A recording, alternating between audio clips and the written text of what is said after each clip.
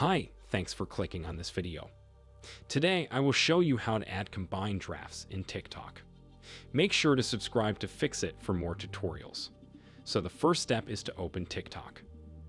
TikTok doesn't have a feature to combine drafts, but not to worry, I have a solution for that. What you are going to do is head over to your draft section. As you can see, I already have 2 drafts saved in here. What you are going to do is that you are going to save these drafts as private videos in your account.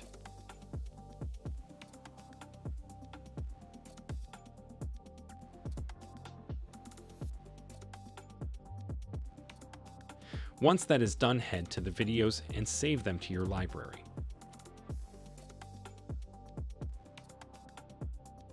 Once both videos have been saved into your phone's storage, then hit this plus icon and select both your videos. What it will do is that it will combine those 2 videos into one video.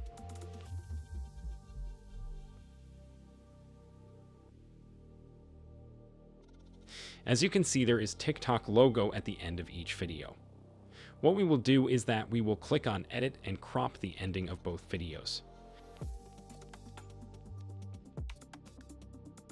Once this is done, you go ahead and post out your combined drafts video.